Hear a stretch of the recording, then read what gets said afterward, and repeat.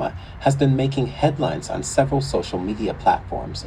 In the speech, which was monitored by the New African Channel, Barack Obama advised Israelis to look at the world through the eyes of Palestinians and to recognize that neither occupation nor expulsion is the answer.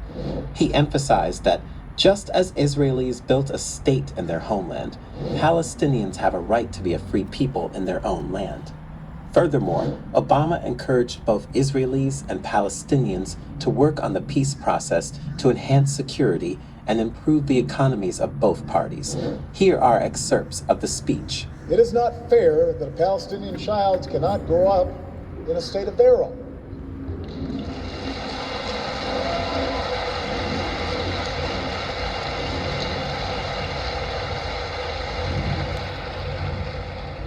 Living their entire lives with the presence of a foreign army that controls the movements, not just of those young people, but their parents, their grandparents, every single day. It's not just when settler violence against Palestinians goes unpunished.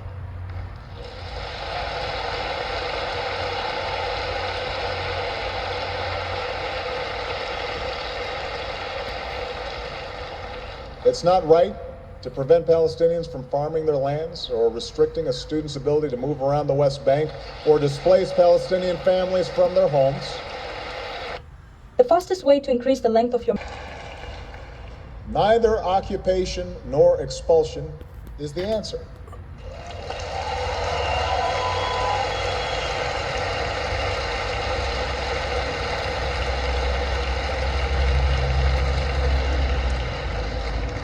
Just as Israelis built a state in their homeland, Palestinians have a right to be a free people in their own land.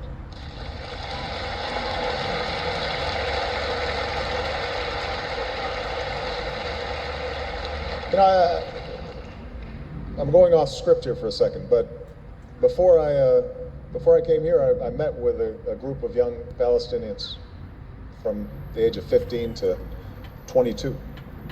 And talking to them, they weren't that different from my daughters. They weren't that different from your daughters or sons. I honestly believe that if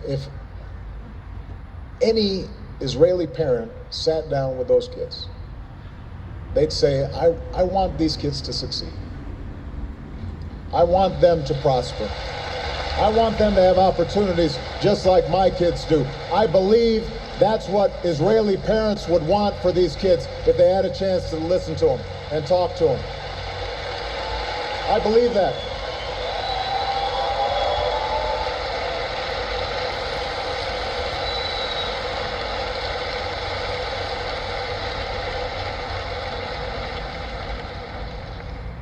Now, only you can determine what kind of democracy you will have.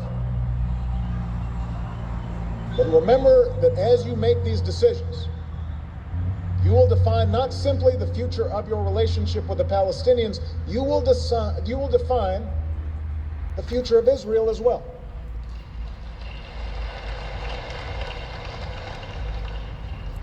As Ariel Sharon said, I'm quoting him, "It is impossible to have a Jewish democratic state at the same time to control all of Eretz Israel. If we insist on fulfilling the dream in its entirety, we are liable to lose it all."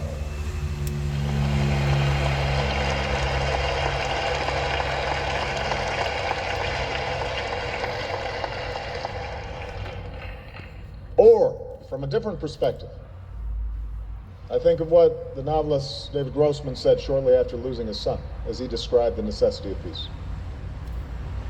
A peace of no choice, he said, must be approached with the same determination and creativity as one approaches a war of no choice.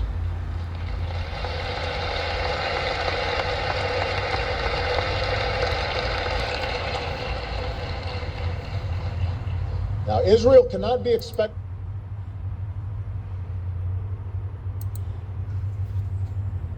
clear, unwavering support from the minute this war began. I think the fact that you came to Israel tells us a lot. I said to President Biden yesterday that there's one thing more heartwarming than standing with Israel, it's standing in Israel. And the fact that you came here to do that is a very strong statement of support, which we deeply appreciate. Chancellor Scholz, who also visited here, called Hamas the new Nazis. He was right. You fought the Nazis 80 years ago, resolutely, and the entire world supported your action. President Biden called Hamas worse than ISIS. He's right too. Hamas are the new Nazis, they're the new ISIS, and we have to fight them together, just as the world, the civilized world, united to fight the Nazis and united to fight Hamas. It must together now stand with Israel as we fight and defeat Hamas. This is not merely our battle, it's the battle of the entire civilized world. It's the battle of Israel, it's the battle of the modern Arab countries, it's the battle of Western civilization, the battle of the free world, the battle for the future. We have here two forces. One is an axis of evil led by Iran through Hezbollah, Hamas, and others that want to bring back the Middle East to the Middle Ages, to an age of bondage and war and slavery and annihilation. And the other force is the forces of progress and humanity that want to push the Middle East into a world of peace and prosperity. We are on the cusp of expanding that peace, and destroying that move was one of the reasons why this action was taken. We have to resist it, and we have to win. Above all, we have to win. We have to release the hostages. You have nationals. Understand that, I know you do, that we have their children, babies, women, elderly, Holocaust survivors, and your nationals, and we have to work together in every way possible, and we're doing that, to get them back. I appreciate the fact that you also sent some military forces into the region. We just... Okay, all right, let's get something here. And I remember when Ukraine is fight Russia, he used the same thing as the Israel Prime Minister used. This is your war. This is your battle. We must defeat the enemy. That's why the Zelensky, the Ukraine president, that he's using the same thing. And then the Prime Minister of Israel also used the same term. And I'm not done with former President Barack Hussein Obama yet, but I just go back here. And I want everybody to understand. And man, maybe we don't know what's going on the world. We don't know. Like me, you don't know. But I believe the world does know what's going on. And for us, for you and I, we just worry that we don't need no war. We need peace, right? We don't need no war. We need peace, peace, peace. That's all we need. Either side. Russia, Ukraine, Palestine, Hamas, or Israel, we need peace. And I do agree with the former president, Barack Hussein Obama. We're going to go back to it again. But let's listen to what UK Prime Minister about to say. Let's listen, guys. To go after Hamas, to take back hostages, deter further incursions, and to strengthen your security for the long term. Now, I know that you are taking every precaution to avoid harming civilians, in direct contrast to the terrorists of Hamas, which seek to put civilians in harm's way. But I also want to thank you for the support that your government has given to the families of British nationals caught up in this horror, including your efforts to release the hostages, secure their release, and I know that we will continue to cooperate, particularly with regard to the British nationals that are involved.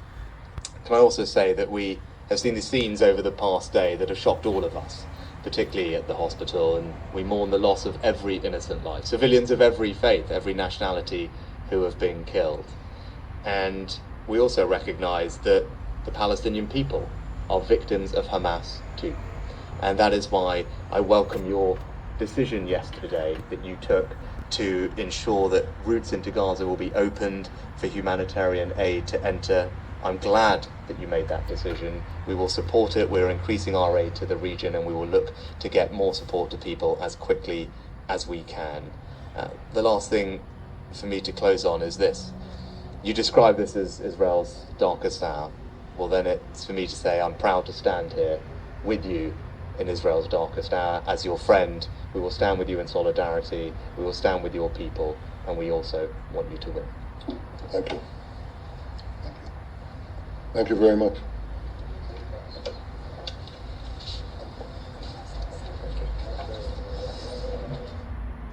Monitored by the new Yeah, African channel, Barack Obama advised Israelis to look at the world through the eye.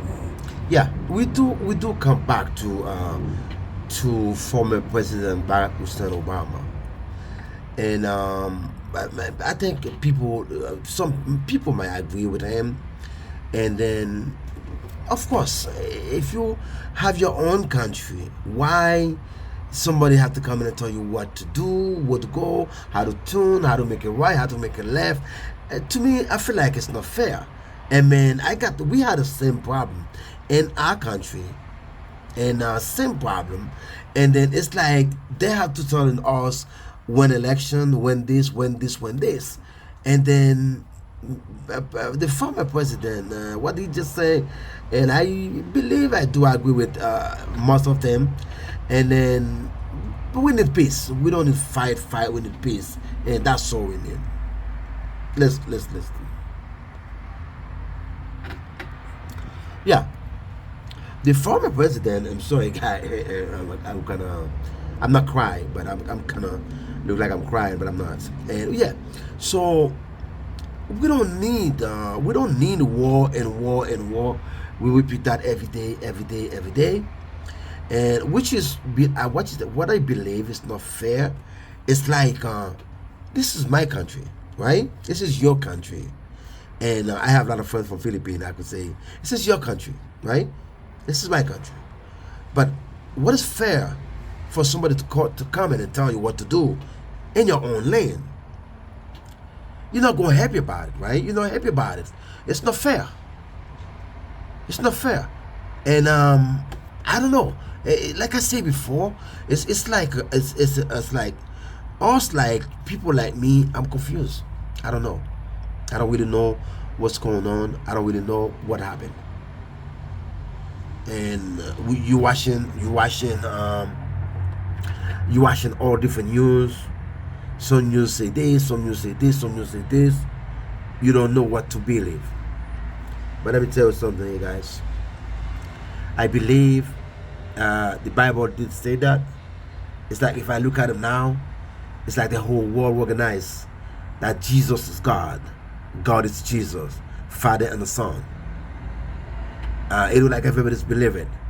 And then like the former president of the United States say, not Barack Hussein Obama, Donald Trump say, the world needs Jesus. We need help from God.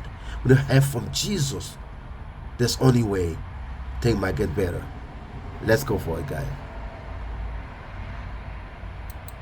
I believe that.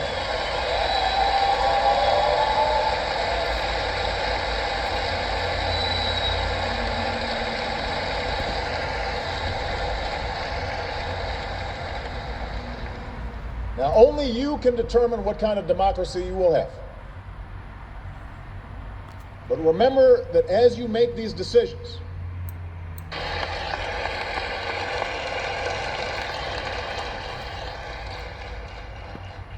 now Israel cannot be expected to negotiate with anyone who's dedicated to its destruction.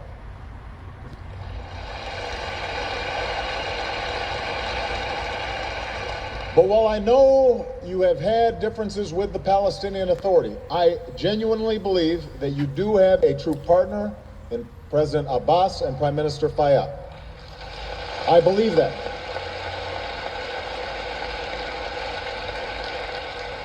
And they have a track record to prove it. Over the last few years, they have built institutions and maintained security on the West Bank in ways that few could have imagined just a few years ago. So many Palestinians, including young people, have rejected violence as a means of achieving their aspirations. There is an opportunity there. There's a window. Which brings me to my third point. Peace is possible. It is possible.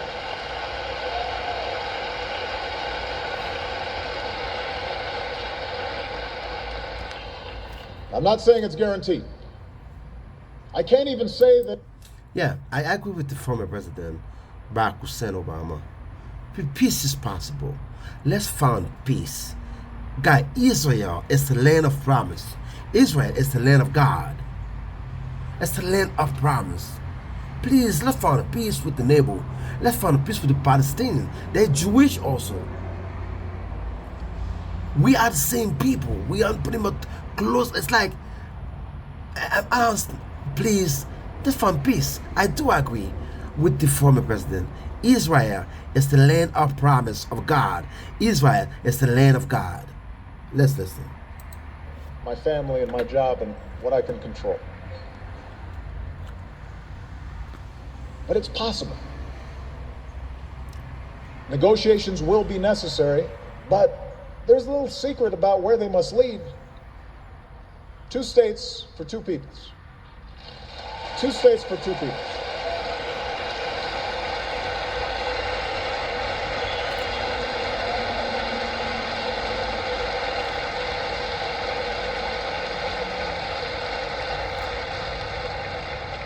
There will be differences about how to get there. There are going to be hard choices along the way.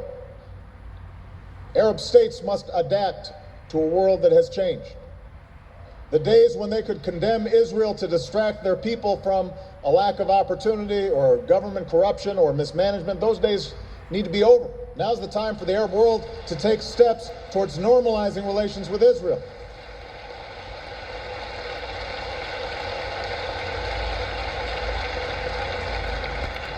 Meanwhile, Palestinians must recognize that Israel will be a Jewish state and that Israelis have the right to insist upon their security.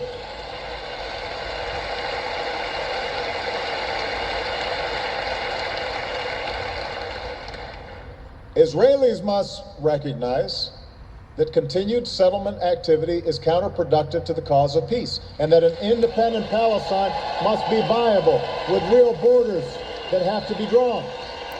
Yeah, and you might not like it, but I do agree with the former president here. Peace, 2 states, 2 people. Israel is a state of, like I said, the land of God, the promise, the land of God. Why? Come on now. Why fight? Why does this? Why? It's impossible. The world leader need to come up with something. Come up with a peace. Not to fight. Not the people to lose their life. They have to come up with a peace. Not fight. Come on. Yeah.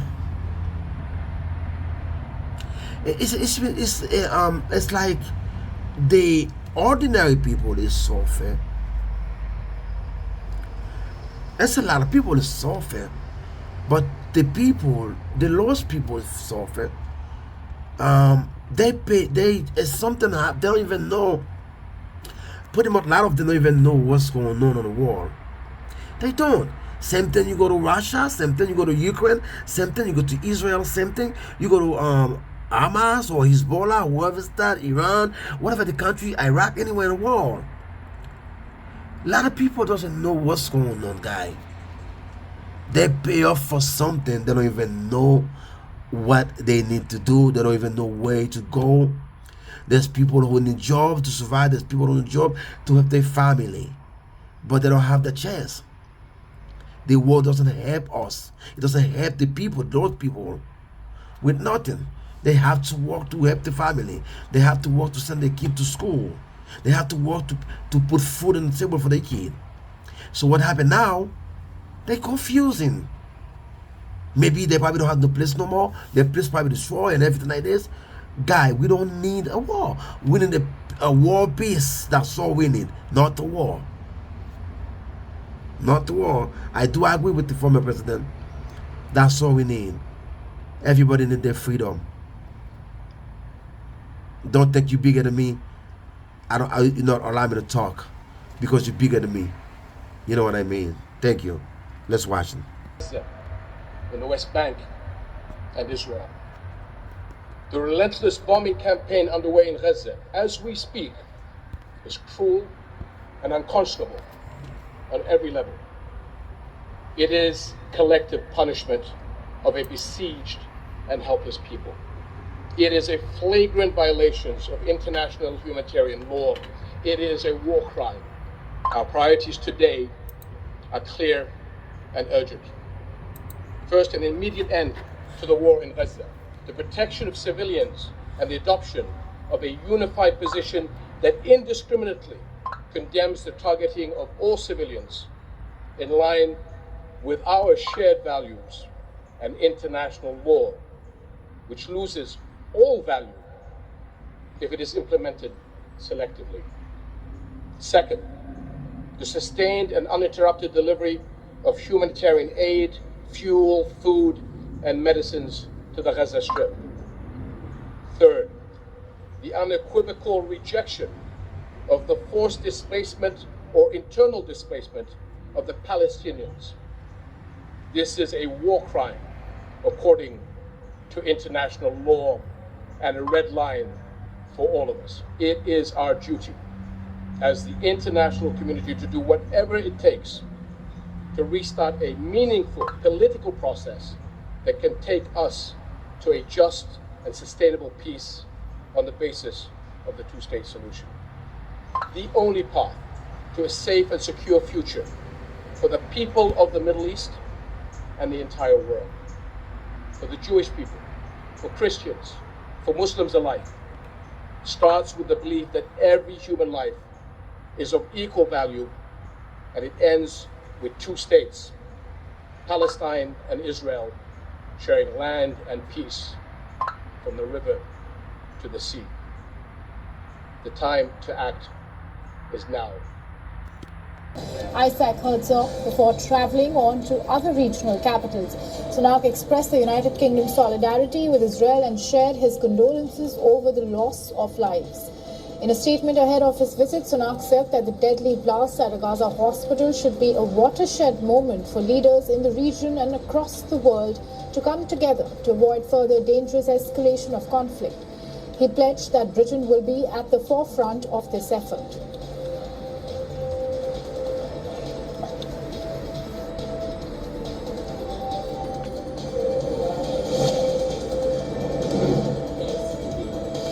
Israeli Prime Minister Benjamin Netanyahu has said that Israel will not stop aid entering Gaza from Egypt, but supplies will not be allowed into the enclave from the Israeli side.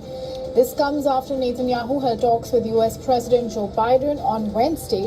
Biden has called for the easing of the crisis in Gaza, with the UN warning of a humanitarian catastrophe. Netanyahu said Israel was taking this decision after a request from Biden, but added that Israel would continue the blockade of humanitarian aid from Israel into Gaza as long as Israeli hostages are not returned. Egypt, the only state apart from Israel to share a border with the Gaza Strip, has been stockpiling aid on its side of the border. However, the trucks have been unable to cross amid Israel's heavy airstrikes in its war with Hamas.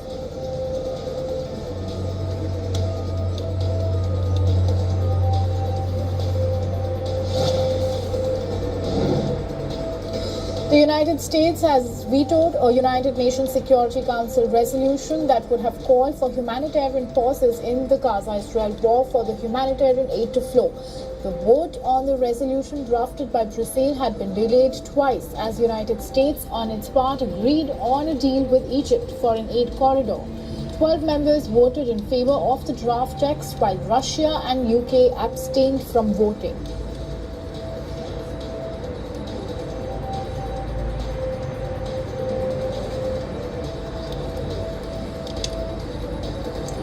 Speaking at the UN meet, the Palestinian envoy made an emotional appeal to stop the bloodshed in Gaza. Riyad Mansour slammed the UN for failing to approve a resolution for humanitarian pause. Earlier on Monday, a Russian-drafted resolution that called for a humanitarian ceasefire failed to pass as well.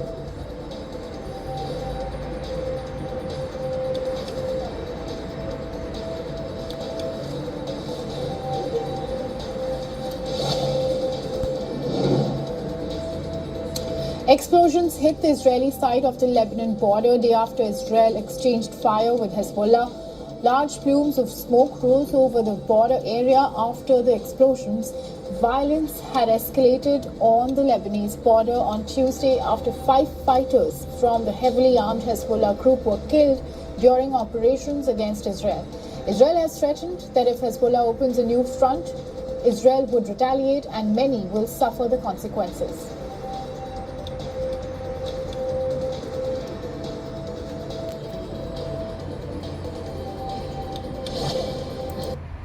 Yeah, that's what we say. We don't need war. We need peace, right? If they had to send food to people, wherever, Iran, Ukraine, whatever is that, I don't know. But they need to a lot of food go, because it's not everybody is fighting war. There's people out there don't even know what that means. There's people out there, all they hear the noise. That's all they know. Why they have to suffer? Why? Come on now. Why they have to suffer? They don't even know what's going on. All they hear, the noise, war, people killed, but that's what they hear. But they don't know nothing about nothing. Guy, I hope the world leader, it does come up with something different and to help the people, Ukraine, To allow Palestine, aid to enter the Gaza Strip. Russia, whatever they were supposed to have. I hope they did that.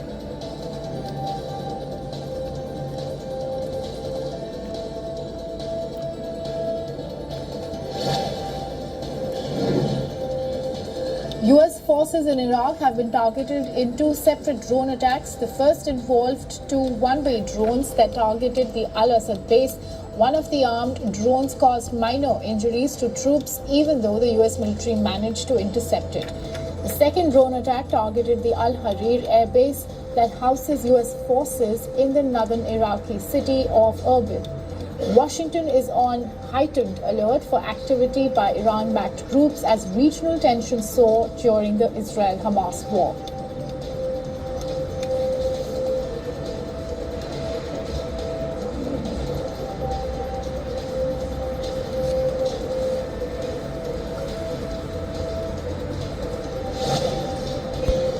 Tel Aviv visit, U.S. President Joe Biden has said that he had been blunt with the Israelis about the need to support getting aid to Palestinians in Gaza. Biden also pledged support to Israelis and humanitarian assistance to suffering Palestinians. Biden praised Egyptian President Abdel Fattah al-Sisi for agreeing to open the Rafah border crossing to allow 20 trucks carrying humanitarian aid into Gaza and pledged that the U.S. would get people trapped in Gaza out. The 20 trucks carrying aid via the Rafah crossing would cross into Gaza in coming days.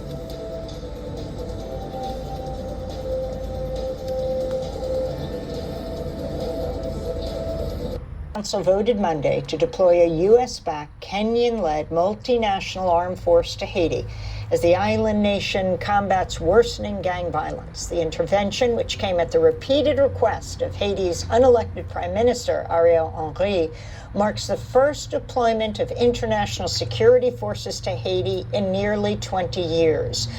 The proposal received 13 votes in favor, with Russia and China abstaining. The resolution was drafted by the United States and Ecuador, allowing foreign troops to remain in Haiti for 1 year with a review after 9 months. The Biden administration pledged at least $100 million to fund the operation. This is the U.S. Deputy Ambassador to the United Nations, Jeffrey De Laurentiis. This mission comes at the request of the Haitian government and Haitian civil society to address the insecurity and dire humanitarian crisis the country has faced for far too long. The deployment of this mission will help to support Haiti's critical near-term needs and to foster the security conditions necessary for the country to advance long-term stability. Kenya had previously offered to contribute 1,000 police officers. The Bahamas, Jamaica, and Antigua and Barbuda have also vowed to send forces. Many Haitians have opposed the move due to the disastrous history of UN, U.S., and foreign interventions in Haiti. Nearly 20 years ago, the U.S. led a coup to oust Haiti's democratically elected President Jean-Bertrand Aristide. More recently, a UN mission left behind an outbreak of cholera that killed some 10,000 people in Haiti. UN officials were also accused of widespread sexual violence, including the abuse of children. Amnesty International has voiced concerns about the intervention, and Kenyan-led armed forces recently citing Kenya's continued unlawful use of force against protesters. Meanwhile, peace activists have denounced the move as a U.S.-led invasion. In 2021, the U.S. Special Envoy to Haiti resigned to protest the Biden administration's policies in Haiti. In his resignation letter, the longtime diplomat Daniel Foote wrote, "What our Haitian friends really want and need is the opportunity to chart their own course without international puppeteering and favored candidates, but with genuine support for that course." We're joined now by two guests. Monique Kleska is Haitian pro-democracy advocate, usually based in Port-au-Prince. She's joining us from Miami. She worked for many years with the UN, including at UNICEF in Haiti for 15 years. And in Irvine, California, we're joined by Mamira Prosper. She's an assistant professor of global and international studies at the University of California, Irvine. She's also the international coordinator for community movement builders and the co-host of the podcast Haiti, Our Revolution. Okay, great. Great. And that's why I've been saying all the time. Don't sit in one side and watch what's going on the world. And I'm glad I come up to this video. We're talking about my country and Haiti. My country and Haiti. We are the closer, we are the close, and I mean close of United States. Less than 30 minutes fly from US to Haiti. Less than 30 minutes fly from US to Haiti. And the country is in a bad shape, bad situation. United States have the biggest embassy in the world, which the total second embassy in the world is in Haiti. The same thing happened right now, I would say, in Gaza. And it's worse than Haiti.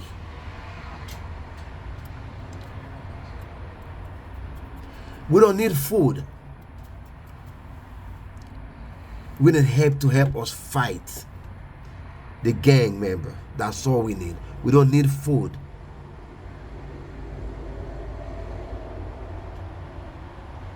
We do need help to help us to produce our local product. Natural food. We can do that. Our country could do all this thing. We don't need food, but we do need help. United States is right there in Haiti. It's right there next to us. 30 minutes and fly. Look at our country. It's been almost 3 years since we don't have president or election. But they do give us one. They do give us a prime minister. And then they give it to us.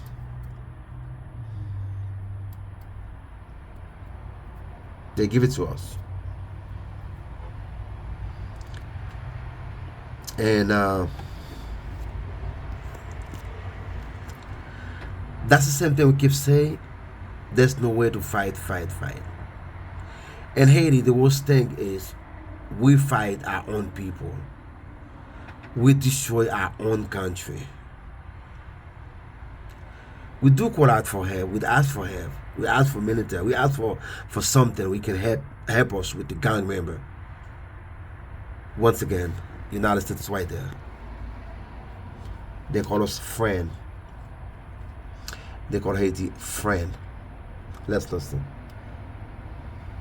In power in its third iteration, as you mentioned, Amy, led by a prime minister who also is an acting president who was never voted in by the Haitian people. So the UN has really been complicit in supporting the erosion of democracy in Haiti. Today, there is no parliament. There are no checks and balances against Ariel Henry and his cabinet of ministers.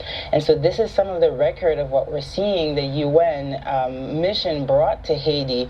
And I will also signal the fact that during this time that they were in Haiti, on the ground, they were supposed to be training this police that's supposed to be able to take on the gangs. Instead, we see 500,000 illegal guns circulating in the country coming from the United States. And you mentioned before, or at least the clip that you played says that, right, civil society has asked for this occupation.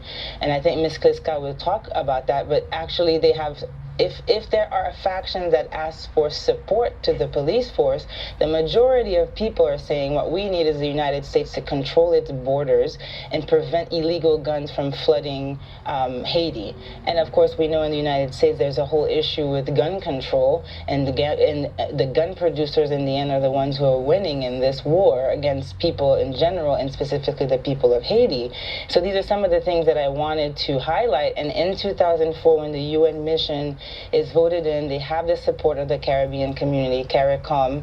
In this case, they also still have it. We know we have Jamaica and the Bahamas who have also pledged to participate in this multinational intervention. But as I said earlier, in Haiti, and it was established in 2004, and this group, this council, continues to oversee and to operate on top of the state. And this is what we call the core group, and it's composed of course, Brazil, Spain, Germany, the United Nations representative, the Organization of American States representative, the United States, Canada, and France. And these folks have essentially been the ones who are pronouncing decisions over the Haitian people. Yeah, exactly. I just say that, and I never know she gonna come up with this again. So they give us prime minister. They told us what to do. They say the country what to do, and the country not even getting better. It's getting worse. And I know they don't like when it's told the truth. They don't like the truth. Like when you sit down and be lie and say thing and everything's right, everything's good, everything's going well. It's not going well in Haiti. It's not. School is not. School is not functioning. Nothing. People can go to nowhere to go to shop, nowhere to go anywhere. You can't do nothing. This is unfair to our country, and it's unfair to the world doing this to the people like Haiti. Yeah, absolutely. So as I was saying earlier, when we see the UN troops coming in 2004, and we see also that the Kenyan a delegation that came to Haiti recently, they said very clearly they're coming in to protect certain key assets, key infrastructures. So these missions don't really come in fact, to protect the population. They are there to protect multinational investments. And in the case of Haiti, we're talking about, right, garment industry, garment factories. We're talking about big plantations. We're talking also about mines, as you said, and all of that, right, towards exportation, not leaving anything behind for the Haitian people themselves. And we know that the particular state that's in power has already been called out for all kinds of fraud, all kinds of money laundering, if you will. And even as the U.S. says, U.S. citizens should leave Haiti for their safety. We just have 30 seconds. Yeah, I mean, we see Biden in the first month that he came in deporting more Haitians in 1 month than Trump had done during his entire presidency. So the Biden administration has very much been deporting Haitians, hundreds at a time per month since it's been established, including, right, sending back unaccompanied minors. At the same time, as you said, the U.S. Embassy in Haiti is closed until 2025 because of security issues, kidnappings, massacres, etc. And Biden now has a parole program, which is really a sort of cover for a workers program, right, that Haitians can come in for 2 years and work, and they're ending up in Amazon warehouses, on farms in New England. And so you see that there is this hypocrisy in the Biden administration towards Haiti. We're going to have to leave it there. Tel Aviv. He's already met with Israeli Prime Minister Benjamin Netanyahu. So tell us about the president's day so far and what's to come as he sees the devastation firsthand. Well, this trip, Joe and Savannah, was all about showing solidarity with Israel and literally embracing the country after this tragedy. And we saw the president and Prime Minister Netanyahu physically hug once he arrived on that tarmac. And just now, in some remarks, the president continued to say that he wanted to show this message that the United States will continue to stand with Israel today, tomorrow, and always. But there is such a volatile backdrop to all of this and what the president is landing in. The fact that as he was heading to the airport to head to Tel Aviv, the Jordan portion of the trip was canceled because of the aftermath and the information that we're still working on to learn more about with that hospital explosion in Gaza, something that President Biden has expressed his deepest condolences to, given that loss of life that appears there. But now there are these major questions about who may have been responsible. The president, though, wanting to put the focus on why he made this trip now and why he feels, again, that the U.S. needs to stand shoulder to shoulder with Israel. Listen. I wanted to be here today for a simple reason. I wanted the people of Israel, the people of the world, to know where the United States stands. The fact is that Israel, as they respond to these attacks, it seems to me that they have to continue to ensure that you have what you need to defend yourselves. And we're going to make sure. Later on in the day, we understand he will be meeting with some family members who lost loved ones in the terrorist attack by Hamas on October 7th. And he may also be meeting with some first responders as well while they're in Tel Aviv. Joe. Monica, stay with us. Let me bring Raf in now. So the other big story this morning, of course, this finger pointing from both sides regarding that Gaza hospital explosion that has killed hundreds. We've also now seen protests erupt across the Middle East in response to that, including in Jordan. That is where President Biden was supposed to go for a summit with other leaders in the region before that part of the trip was canceled. What is the latest about this blast, and what type of evidence do we have about who is responsible? Well, Savannah, it's been more than 12 hours now since that explosion, but the fog of war still hangs very heavily over the Al-Ahli hospital in Gaza City.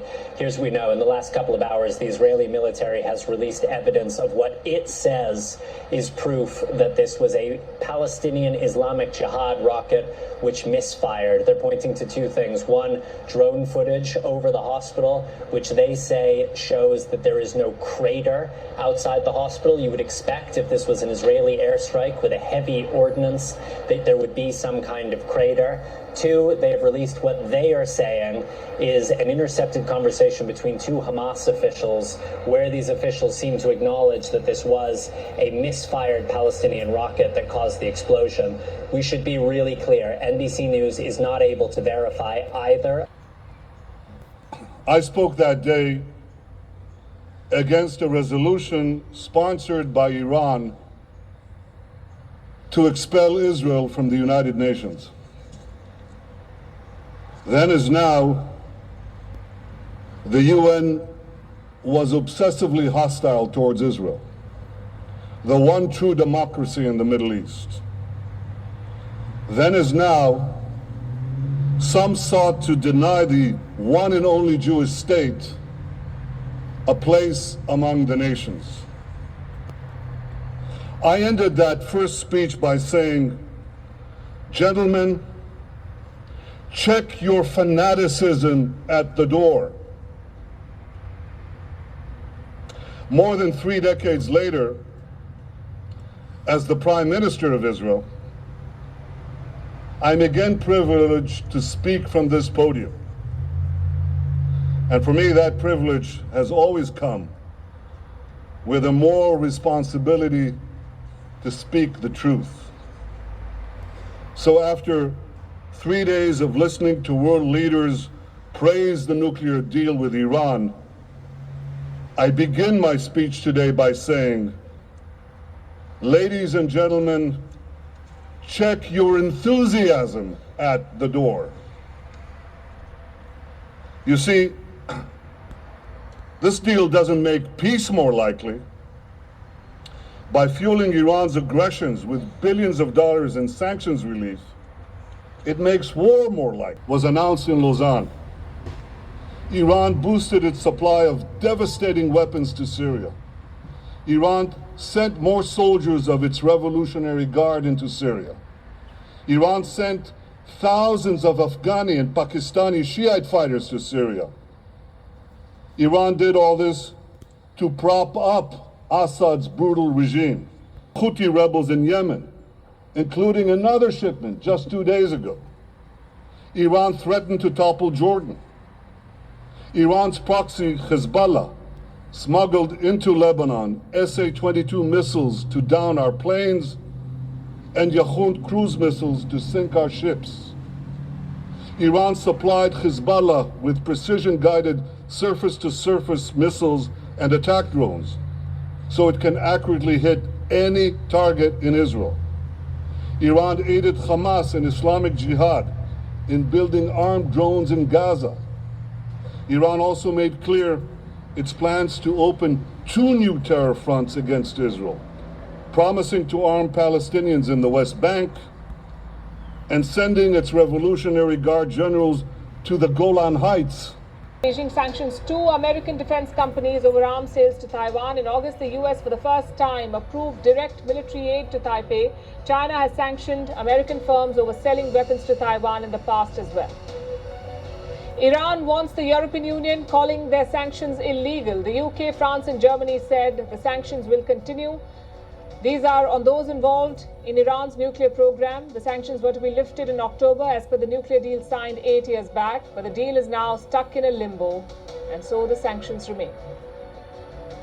The Pakistan-Afghanistan border crossing reopens after more than a week. The Torkham crossing was closed after border guards opened fire. The construction of an Afghan outpost led to this gun battle.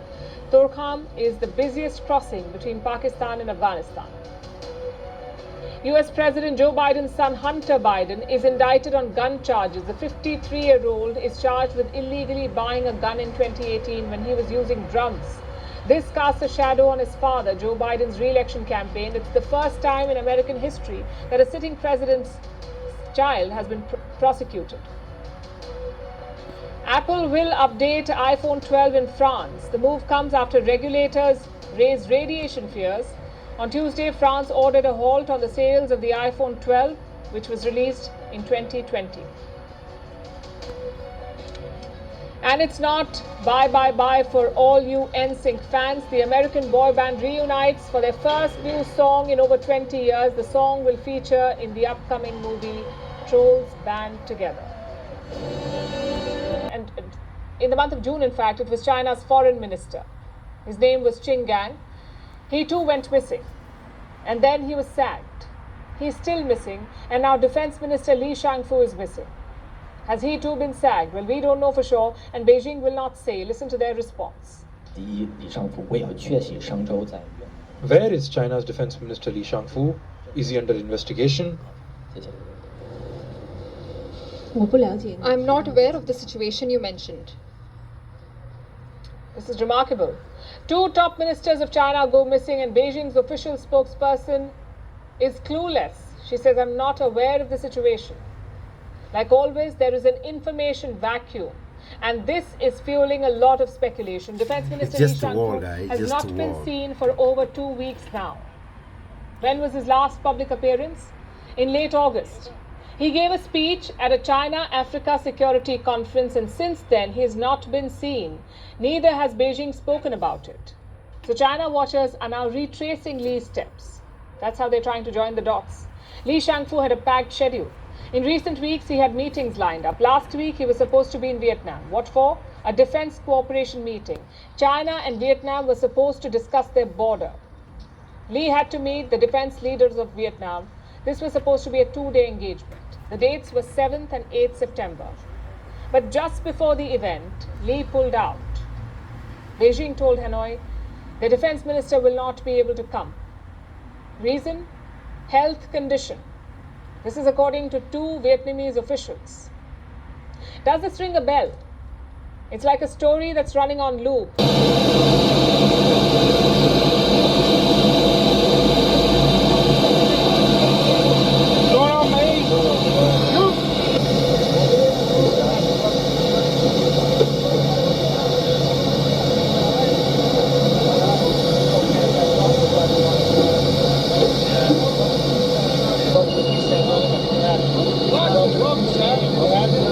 Alright,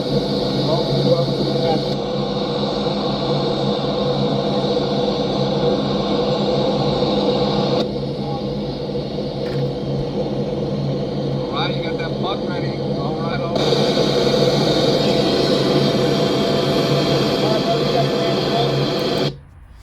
I know everybody want to watch this video, and you guys gotta support me. I understand that, but why you support me? You living in a war, whatever your country is, whatever you live, you watch the video. I want you to pay close attention to the video, and you might figure out what's going on in the war. Those military from US, I think they sent it to Saudi Arab. That's what I heard. Why? We don't know. So we just want to know what direction the war is going. So those of you who believe in God, who pray, keep on praying, keep on praying, keep on praying, because we don't know what's going on. It's like the world is out of control. Let's watch them, guys. I don't know. It is crazy.